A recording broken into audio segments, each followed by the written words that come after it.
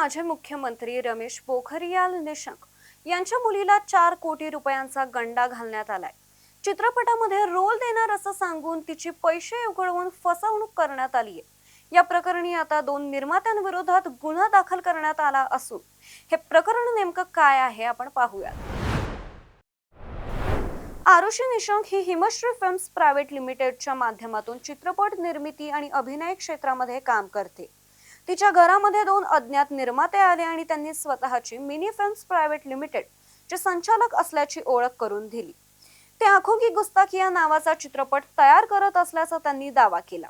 या सिनेमामध्ये शनाया कपूर आणि विक्रांत मेसी हे मुख्य भूमिकेत आहे असं त्यांनी सांगितलं।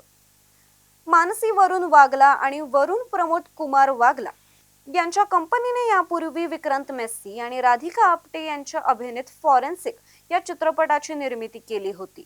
या दोघांनी आरुषीला चित्रपटामध्ये भूमिका देण्याचं आमिष दाखवलं। त्यासाठी तिने 5 कोटी रुपये गुंतवावेत असं त्यांनी तिला सुचवलं। एवढंच नव्हे तर गुंतवणुकीवर 15% परतावा देण्याचंही आश्वासन त्यांनी तिला दिलं गेलं। जर भूमिका आवडली नाही तर संपूर्ण रक्कम ही व्याजासह परत दिली जाईल असा त्यांनी तिला विश्वास हा करून दिला। आरुषीनं विश्वास ठेवून गेल्या वर्षी 17, 27, 30 ऑक्टोबर आणि 19 नोव्हेंबरला 4 हफ्त्यांमध्ये 4 कोटी रुपये हे दिले।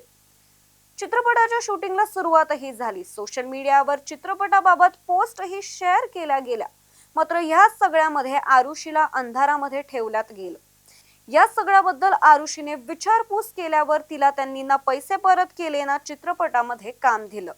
या संपूर्ण प्रकारानंतर आरुषीला सतत धमक्या येत राहिला।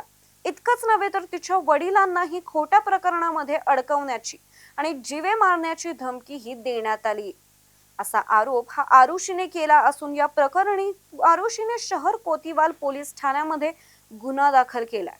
आरोपीने मानसी वरुण वागला आणि वरुण प्रमोद कुमार वागला यांच्या विरोधात हा गुन्हा दाखल केला असून पोलीस सुद्धा या प्रकरणाचा तपास करत आहेत।